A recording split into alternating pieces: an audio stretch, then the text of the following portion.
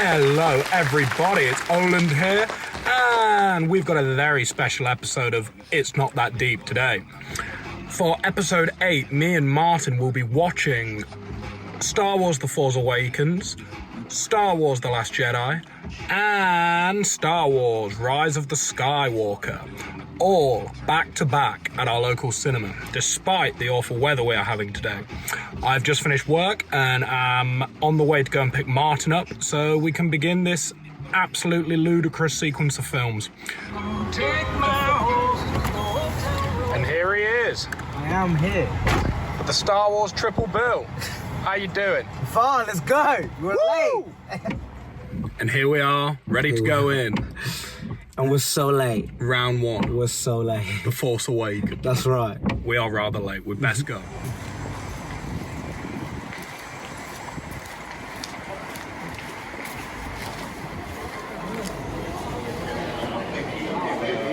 Jesus Christ.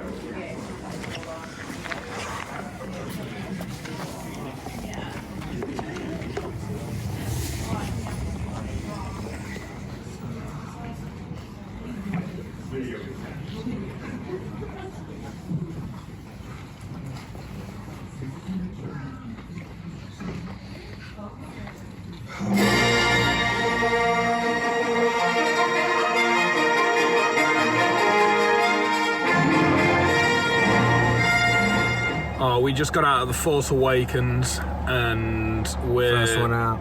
just talking about how we're just pondering whether, right, plastic straws are gone and paper straws are now in our local cinema. But the problem is that they disintegrate in a beverage throughout the film. So people end up using 2 straws. So is using 2 cardboard straws as bad as using 1 plastic straw? You might even use 3 straws. I just don't think the perfect sipping instrument has been found yet. Why are we on that? I don't know, it's something we need to work out, Martin. We're on to some weird shit. What did you think of The Force Awakens? Same shit, different day. That's the first time I've seen it since it came out. What? Yeah, I've not watched it on DVD or at home. Have you not? No, that's the first time I've seen it since it came out. That's why this is a big deal for me. Have you seen the next one? No, not since we went to see it. Okay. So since it came out. So you've seen it once before this time? Yeah, when it came out. Yeah, okay. I really enjoyed The Force Awakens. It nearly brought me to tears. It's got heart in that film. Why? Well, it's like Han Solo. Oh, going into this, the big Star Wars triple bill, I've been thinking about like how this is the end of the Skywalker saga. After this, they're going to do Star Wars films that aren't about the characters that we've come to know and love in Star Wars. They're going to make films about like the expanded universe and stuff like that. So like this... If they do. Well, they will. That's like... You think so? Yeah, definitely. So it's kind of... It's a bittersweet moment tonight because we get to see this new film, but it's the end of this thing that's been going on now for like 50 years. That's right. It's like we're seeing what our parents dreamed of, Martin. Your parents dreamed. Well, I don't. My parents aren't into Star Wars, but I mean our parents' generation. Fucking, they were like A long time ago. Yeah, they were like, oh my god, Darth Vader, who's he? And it was all this big mystery, and now we're watching the end of it. Now we know. We got The Last Jedi in about 20 minutes. We got this. The controversial one. Why? Oh, everyone hates it, don't they? I don't. I love The Last Jedi. It's my favourite Star Wars film. Controversial right there. It is. So controversial. But we'll see. We'll see. I've not seen it since it came out, so we'll see what I reckon of it. That's right. Win it to win it.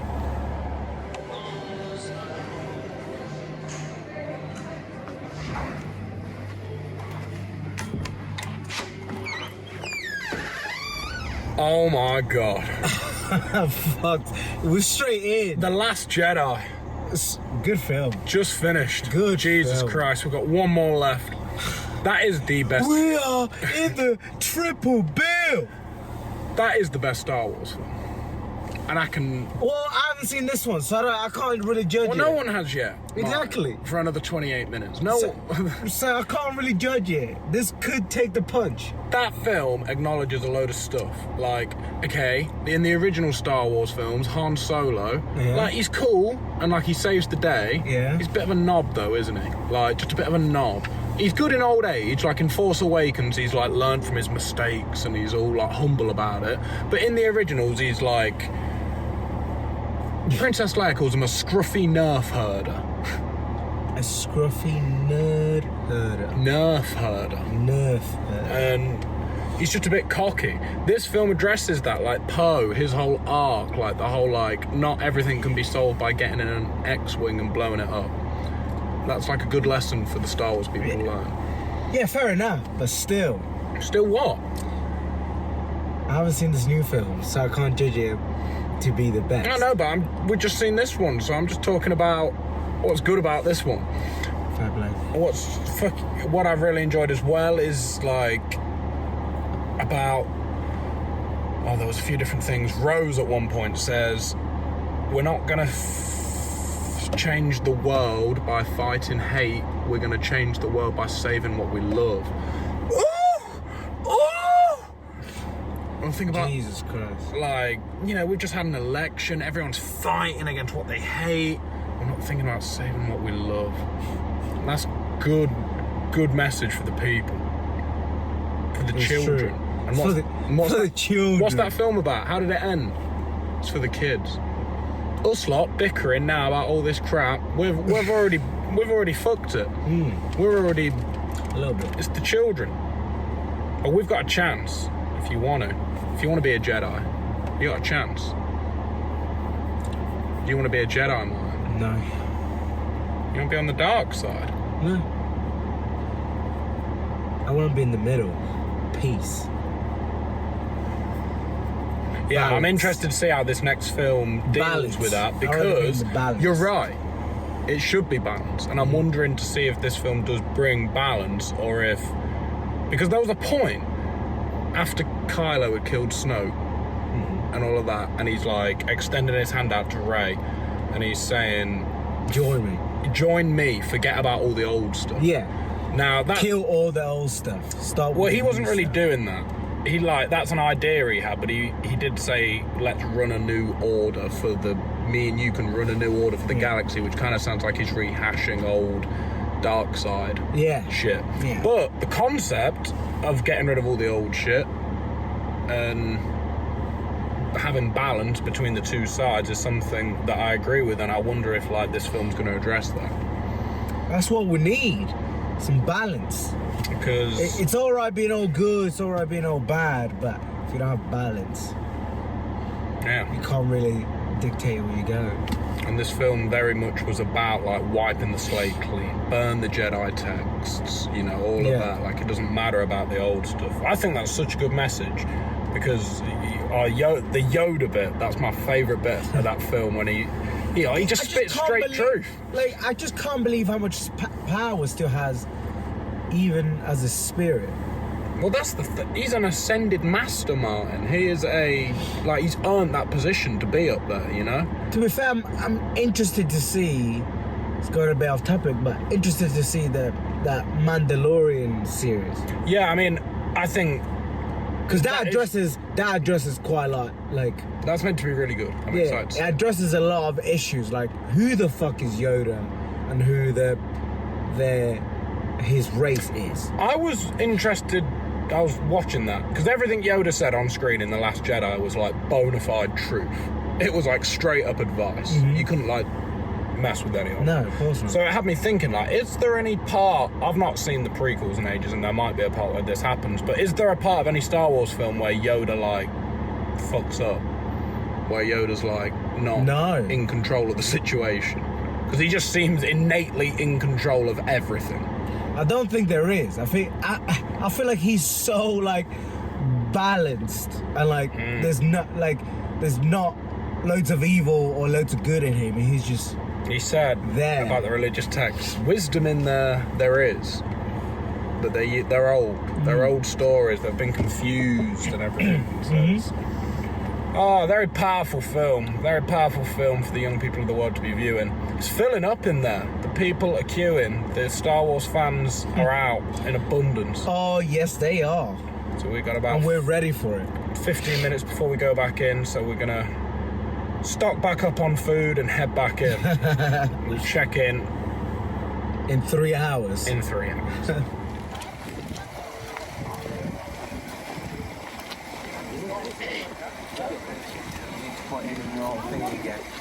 Oh yeah, you're right.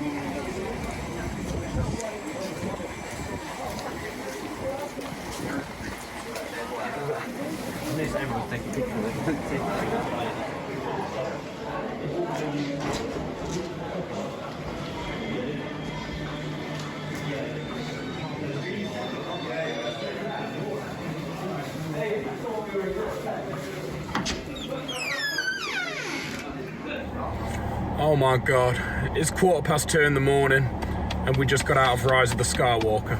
Yeah. What did you think? It's great. The best one so far. There was a lot of resolution. The best one so far. There was a lot of resolution in that film. There was. There was, like, they addressed a lot of the nitty-gritty good and evil stuff that The Last Jedi left open. And I felt it was really nicely tied up by the end. You know what they didn't tie up? What? You know that dude with the long ears? I can't remember his name. Dude with the long ears? Yeah. He jumpy bloke. Jumpy bloke? Yeah, he sounded weird. I can't remember his name. Oh, you mean the mechanic who did C-3PO's memory? No. Long ears? Yeah, it was in the first three that came out. You know how they came out with 4, 5, and 6? Yeah. It was in them ones. Jar Jar Binks? That's it! They didn't fucking tie him up. They needed to. Oh, Jar Jar Binks' story... Right. I want that. All you're saying there is, I want Jar Jar Binks to be in. That's right, and it wasn't. But it's still the best Star Wars film that has come out. It's so good. Yeah, I mean, God, there's a lot to unpack there. It was a story of, like, Ben. What? Getting... It's two kids being stuck in the middle of it. That's now, it. Isn't it cool how Rey, who has the good blood, Han Solo and Skywalker blood, Ben goes bad, but he's got the good blood. Yeah. Rey has the bad blood, but she goes good. She goes good. And it's like basically saying it doesn't matter who your parents are, it doesn't matter where you've come from. The good is within. Yeah. The good is within you. And so is the bad. It could go both ways. I feel like that story is trying to tell you, like, you can go good, you can go bad, but ultimately you can change how you view life in the future, other than being cynical or... Well, I see, faith. The rebels won. Yeah, they did. Yeah, 100%. You gotta be good. Yeah. You gotta be good, Martin. In this world. Yeah. Follow the light. Of course, yeah, no, I get it. But it's so saying that, like you said, no matter, like, whether you're bad or good, you can be either bad or good. But being bad will not work long term. You know what I'm saying? 100%. Yeah. And that's all I'm thinking about long term. So I don't want to be bad. No one. And that's why I rate these films. Telling the kids it was, a good message. Did you cry? No, I didn't. Good. I felt like you did, and I was like, I'm just gonna leave it because this No, is his moment. I didn't. I get it. The girl next to me cried. Really? Yeah. I didn't feel compelled, you know? It just didn't get me. Force No. Awakens out of all three made me want to cry the most. What, the first one? Yeah. Don't know why. Is it... How is it... You see how much of a game changer that is? That lightsaber. Well, the one at the end, the mix of red and green. Yellow. Boom. Boom. What gets me is... Like, they show... They show that Leia had her own lightsaber, and so did Luke. But in the flashback, Luke's lightsaber was green. And then they were both blue. Yeah, it changes. There's a change. There's a reason, yeah, 100% there's a reason for that. Luke's saber changes from Empire Strike Back to Return of the Jedi. I can't remember why, but it just does. There's a reason for it. Yeah, but... I think it might involve his hand being cut off. Wasn't the lightsaber in The Last Jedi broken? Yeah, in half, but Leia fixes it at the beginning of this film.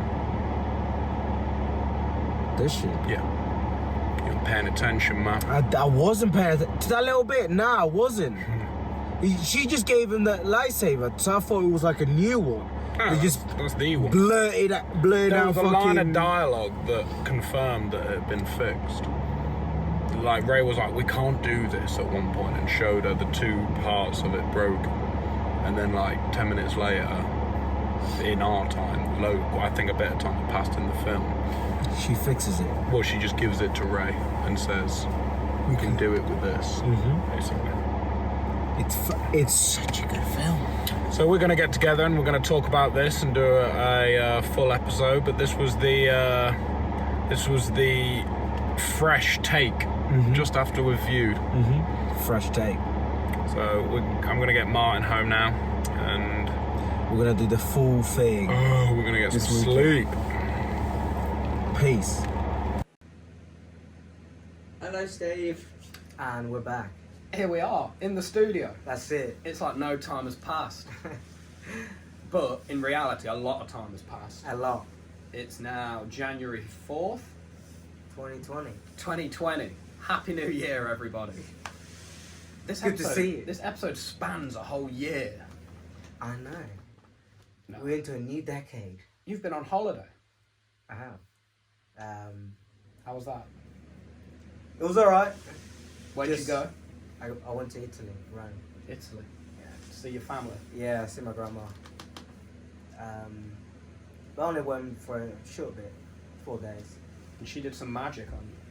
She did. She did this sort of like emotional. For those of you who don't know, Martin has problems with his eyes, as you can see. So his grandma did a little Dominican magic on him to give him maybe some healing in the new year.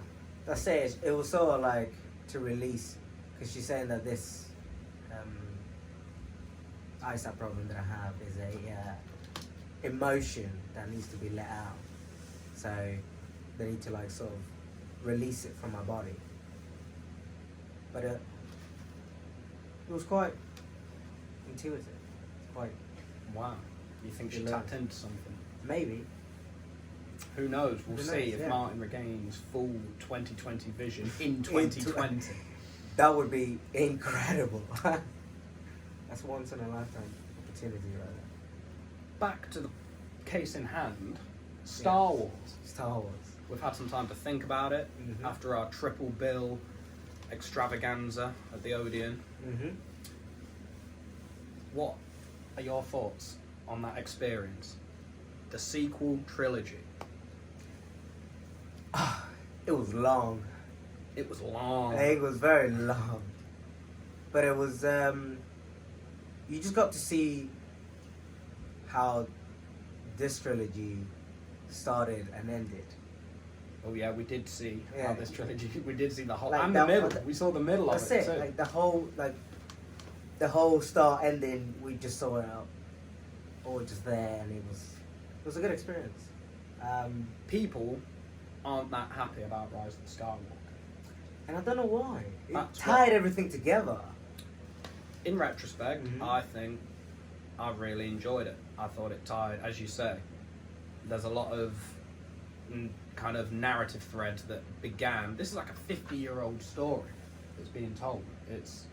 And there's a lot of things that come all the way from those original films that are addressed in this one, like Rey and her entire storyline is who is Rey, who are her parents. Big reveal in this film that Palpatine is her grandfather. Mm-hmm. But unlike Darth Vader in the original films, he drops the big bomb that Luke, I am your father, and Luke's like, no, and it like it changes his whole equilibrium. Rey basically fights that and says it doesn't matter what's running through my veins, I still have the capability to tap into the good side of the Force. Then you've got Kylo, who's got good, strong Skywalker blood running through his veins, but he finds himself drawn to the dark side of the Force, and it's the battle of Rey and Kylo and their personal struggles and how it's very compelling. Before carry on, do you think there's going to be another trilogy? It seems crazy to say that there's never going to be another Star Wars trilogy. Like, definitely there'll be like, I don't know how. I know that I think they're going to focus on television at the moment. I've got The Mandalorian, and I think there'll be more and then there's talk of like Obi-Wan films and more like spin-off films, yeah, expanding the universe, because part of what happened when Disney bought Star Wars is they cut off all the Star Wars novels, all the like expanded universe stuff from when George Lucas was in control was like dropped, and all that is now canon is the Clone Wars and the original films, I think. It will be interesting to see now this the Skywalker stories wrapped up, how they expand this universe, and are they going to bring old elements from the old expanded universe back in and make it work for them? What are they going to do with it? What do you think? If I say, like you just said, like they will sort of do loads of spin-offs, but I feel like they're gonna take the same amount of time that they took for this trilogy to come out. So like from like 15 years. Yeah, that's like the general gap between the films.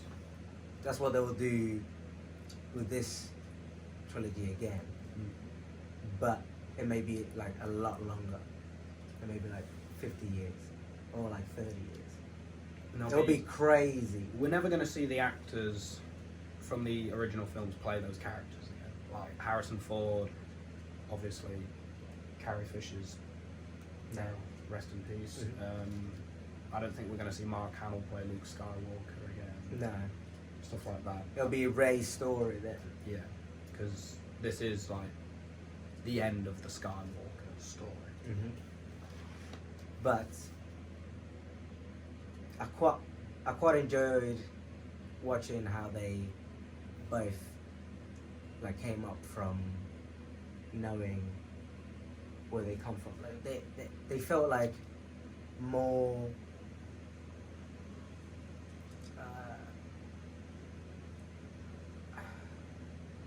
they felt less angry at the world. In what? In them The new Rise of the Skywalker? Yeah, they've kind of balanced, because it was interesting seeing The Force Awakens again, because like Kylo's really unbalanced. He's like constantly like destroying consoles and like the ships and stuff, and like throwing tantrums. Yeah, that's it. Like a baby, and he had this like emo thing going on, like an unbalanced like teen that's in like going through like puberty, basically, and he seems, as you say, more balanced in this one. They both are as people. They're not as like bipolar. like he's definitely a bit bipolar, a little bit. But then obviously as this film goes through it, it's just like they both just realised, damn, we've got to get our shit together and realise what we want. Learn how to use their abilities for good. That's like what they're both going through. I love kind of looking at how the Force has changed throughout the 3 trilogies. Because, well, in the first trilogy, the Force is like a superpower that like only certain individuals wield, and it gives them like a godlike status in society. Like Obi-Wan in A New Hope is like that bit where he's like, "These are not the droids you're looking for," and he That's like some magic. that's what I mean. It's like magic. Like no one knows how he does it.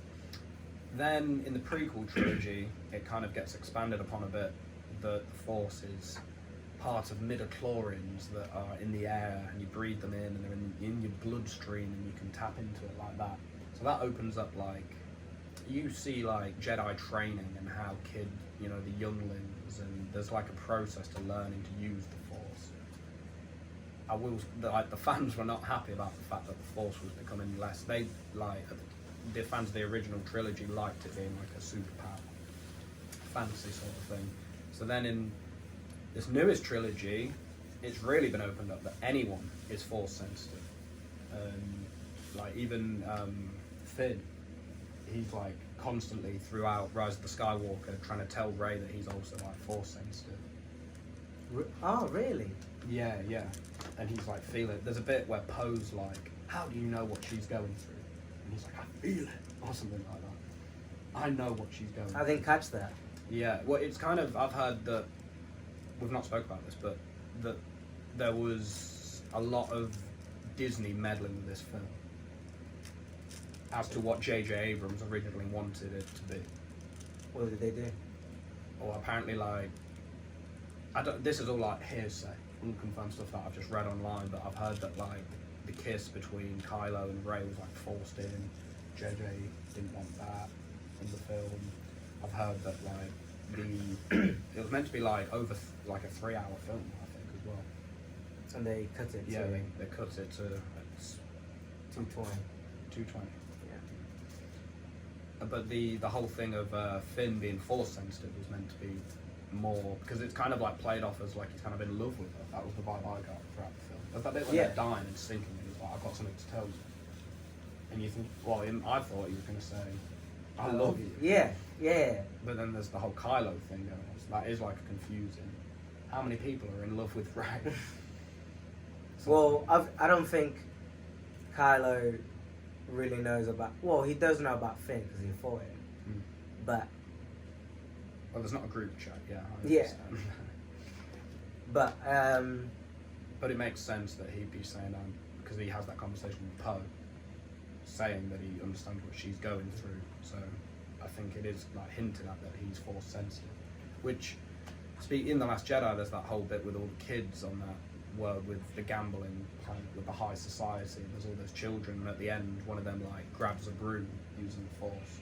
So like anyone can use the Force. And then I'd take into account the fact that these are like the biggest films in the world. They've got loads of money being piled into them, and children watch these films are like for children, and that's a pretty good message. Versus, oh no, there's only like godlike beings that can like use this great power. Everyone wants to imagine they've got a superpower. That's right. It's fun. It inspires people. But if you're going off the logic of the original trilogy, it's like, oh, you have to be like an ancient master to master the Force. But by the time we're at these new films, it's like, nah, anyone. You just got to believe in yourself, man. It's very Disney. Once you wish upon a star. I think kids need a bit of that, else they grow up to be like dead inside. You think so? Like pure dead? No, not pure dead. But you know what I mean? Like a little bit of whimsy, a little bit of like inspiration. I think it goes a long way when you're a kid. You can't think it could all be real, because there's people out there who think purely real, and then they do some very stupid stuff in public, and people catch like videos of this. Yeah. So you can't believe it too much. So you gotta just put the little bit of magic in there. Yeah, you just gotta make sure the young people of the world are inspired. I think it's like if I was like in charge of Star Wars and what it like was doing as a franchise, that's probably something I'd take into account. I feel like the minds of the people that you're selling the film to and how it's affecting them on a day to day. What did you think about that scene with like when Palpatine were like cloning Snokes? Well, that whole kind of setup that he had going on, I thought that the fleet of ships looked silly. The endless rolling horizon of Star Destroyer, planet destroyers. That was like, I don't know, just silly. But the little caveat going on and the cool, it's very interesting. And I kind of like the idea that like that wasn't actually like Palpatine. It was like the Sith, like manifested as a being, like because he represents like he's the emperor of it all, and he's the biggest, baddest villain that Star Wars has like ever seen. So for him to come back, it's very like symbolic. And he kind of says at one point, I think something to the effect like, "I am every single Sith soul that has ever existed." Yeah, because they all got so much hate that is manifested in him. Yeah, in and one person. With that, like, he was attached to that like machine. Mm-hmm. You ever seen the Scooby-Doo film? Like the real life Scooby-Doo film? No. You never seen it? No. There's a bit where we need to watch that film. There's a bit, I don't know why, but they decided to make a film, a real life film where they CGI Scooby-Doo. It was made in the early 2000s, and it's ridiculous. But there's a bit where there's Scrappy-Doo's turned into this massive monster, and he's got this thing attached to his chest, and a crane grabs him and like moves him around like Palpatine, Rise of the Skywalker. That's what I was thinking of when I was watching that film. Scrappy-Doo. We gotta watch that. Cause that sounds interesting. And they were gonna make it like a 15. And what did they make it? It ended up being a PG, but there's still like a few like X-rated jokes in there. Like at the beginning, Mystery and the gang split up because they all have like the ego problems. They're trying to like, Fred's like, I do all the work, and Velma's like, well, I come up with the plan, and Daphne's like, well, I get captured all the time, and that distracts the monster. And they're like, no, I do all. Shaggy and Scoob are like, chill out, guys, it's all gonna be fine. Then they all split up, and midway, and then it cuts, and it says like 1 year later, and the song "Pass the Doochie to the left-hand side" starts playing, and it cuts to the mystery machine, like smoke coming out the top. But then it cuts inside, and they're like cooking. But, like little things like that, you're like, oh, I can see how they've like sweetened the script up to not make it. There's a Shaggy meets a girl at one point, and her name's Mary Jane, and he's like, that's my favourite name. That sounds hilarious. I mean, it's a stupid decision why they decided to make that film, but I'm very glad they did.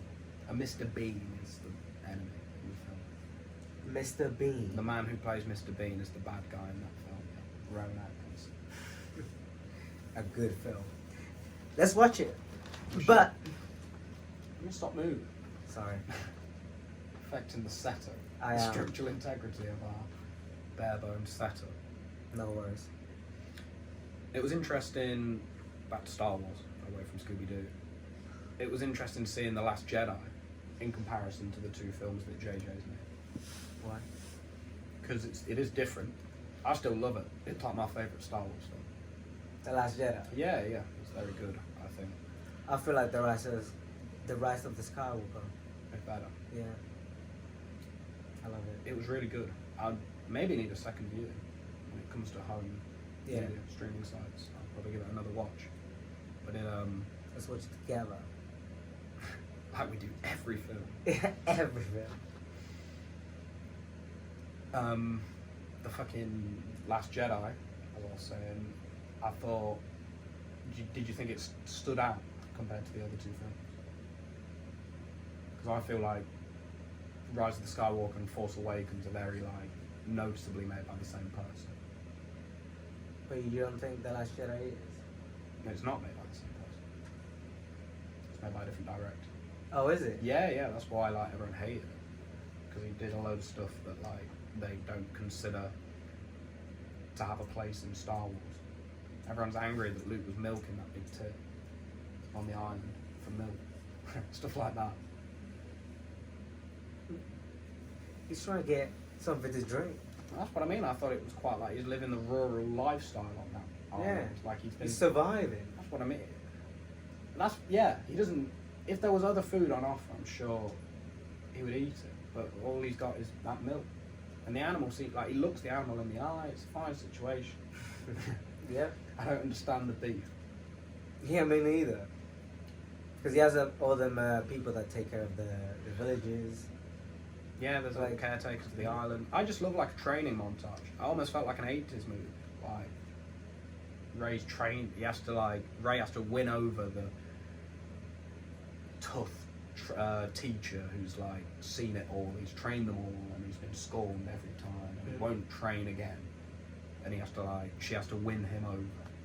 Like Hercules, the Disney film. Mm-hmm. It had that vibe to it, and I love that. You see the culmination of that in the Rise of the Skywalker with Rey. Like it begins and she's floating in midair, surrounded by trying to contact the Jedi. That is such a sick scene. Like, it's so good. It's the culmination of her training. I was just like enjoying it quite well. I couldn't figure out like why she tapped into it with Kylo all the time. The Last Jedi. It's like all the time. With the telekinesis, seeing each other's location and stuff. And then you find out that that's been done by Palpatine. It does get a little messy, actually, doesn't it? With like all of that. He set the whole thing up. I forgot about that. But I suppose that it all leads into him being the final bad guy. Mm-hmm. He was a very strong, like, being within the Force. Like, he was The Dark Force. Yeah, the Dark Force. It's interesting how we didn't get like a physical manifestation of like the good side of the Force. I feel like maybe Obi-Wan would turn up or something like that. Yeah, that would have been. Oh, that would have been. Obviously, there was the voices. We heard like Anakin, we heard Mace Windu, we heard Obi-Wan, Yoda. But I really wish that's something that happened in Rise of the Skywalker. We saw someone. You see Hayden Christensen playing Anakin Skywalker. You see the Harrison Ford comes back to Kylo. Like, that was good. I enjoyed it. Yeah, that was a great scene. I was like, Seeing him again. Just teaching him to be a good person. Yeah, and because Han, it's interesting. In the original films, like Han was very like anti-Force. He was like, well, not anti, but it was just grounded in reality. He was like, nah, that ain't real. He's got through life based on like his ability to duck and weave through situations. So he puts a lot of stock in his own ability. So to believe in something other wasn't in his nature. Yeah. But the first thing he says in The Force Awakens is all that stuff, the Force, it's all real, all of it. Because now he believes it. And by the time it's Rise of the Skywalker, he's appearing as a Force ghost, like he's part of it. So it's... Or maybe I'm wrong about what a Force ghost is. Maybe the Force ghosts have to have the blue, weird hologram tinge look to them. Like at the end of... The Last Jedi? No, you seen at the end of... Yeah, Last Jedi does it. I was going to say at the end of Return of the Jedi.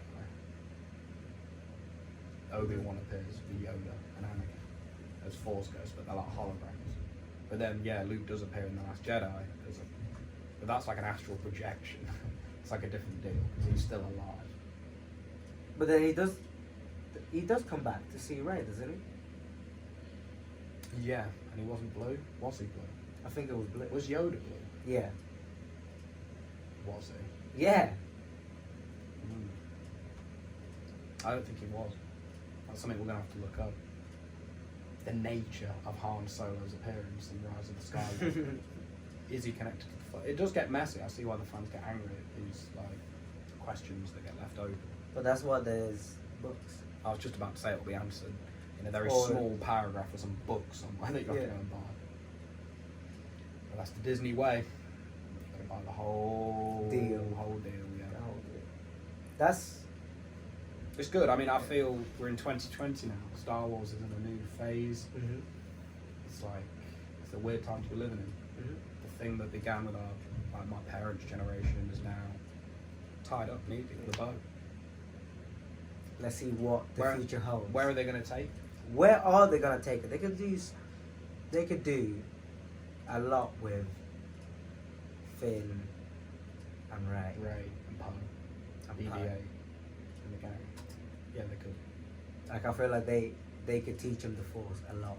There's just loads of possibilities there. Oh, I can't wait. Will we see I love Ray new again? stuff. That is interesting. What do you love? I don't know. You just said you love something. No, I said. I can't remember what I said. This is dead air. What have you done? What are we doing in 2020? Well, hopefully I'm moving Into Leicester. into Leicester. Yeah, And you're going to get a job.